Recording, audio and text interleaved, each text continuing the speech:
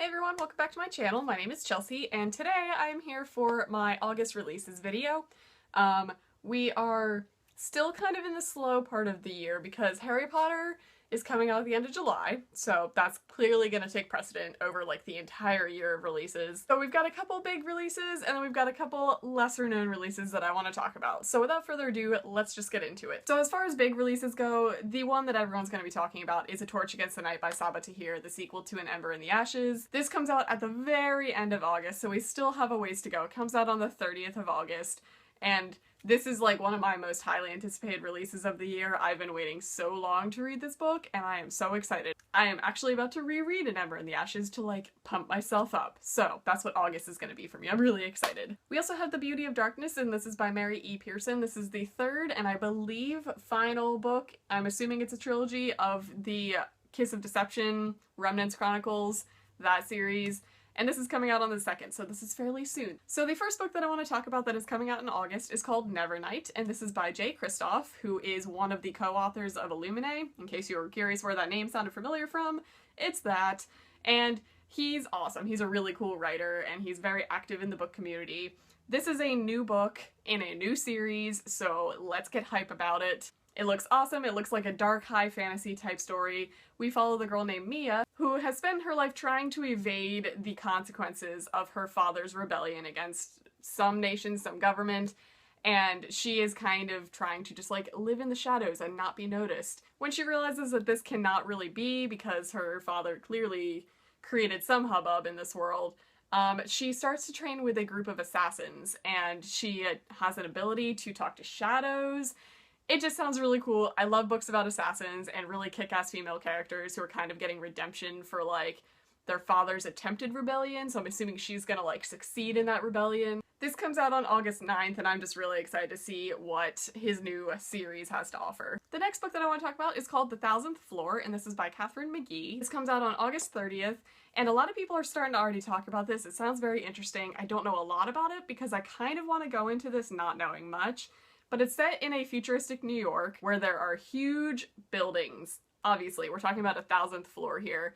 And it seems like it's a very metaphorical representation of society. This book is told from a whole bunch of different perspectives, I think, like different kids in different levels of the building who are in different levels of society, all the way down from like kind of the worker level all the way up to a girl that is rumored to live on the 1000th floor who is supposed to be genetically perfect. And I think it's going to be really representative of how people are attempting to like progress through society and how far you can fall.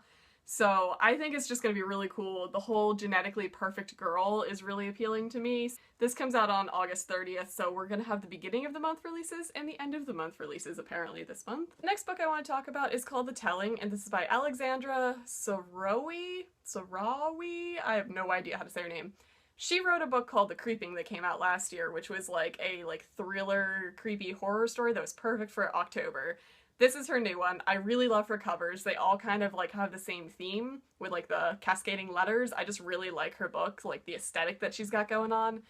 But this is sounding kind of similar. All of her stories are completely individual standalone stories, but they're always really intriguing. It's always kind of like a town where there's a mystery happening that you're trying to figure out what's real and what actually happened. This one we follow a girl named Lana who kind of lives in the shadow of her stepbrother. She puts him up on such a pedestal, and she's like a shy, quiet girl who is just kind of getting through life and living the normal, quiet girl, introverted life. And then something occurs, her stepbrother dies, and she is kind of coming into her own on her own terms. She's reaching out, doing things that she was scared of doing, and living the like popular girl life after this event happened that we're very unclear about. And she starts to try and cope with the death of her brother, and also starts to kind of delve into what is real and what are fairy tale stories that he was telling her that might actually have happened. Her books take a very interesting approach to kind of horror magical realism. Like, you're trying to figure out what is like real and what is like surreal in their mind.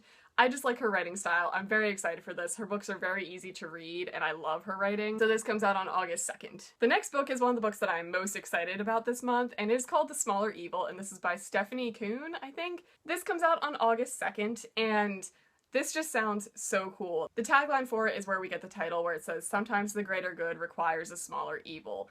I just like that. I like when books have taglines that just like fit it to a T. This is following 17-year-old Armin, who has severe anxiety and just mental health issues that he's trying to cope with. And he checks himself into this really kind of experimental, expensive, self-help rehab type facility or retreat, kind of. It's kind of advertised more like a retreat than it is like a rehab facility. But while he's there, you're starting to get vibes that it's kind of cultish, like it's kind of like a commune, and there's a leader called Bo who is kind of the father figure and the leader of all the kids that are there. And Armin, like all the other kids, look up to him and are hanging on his every word.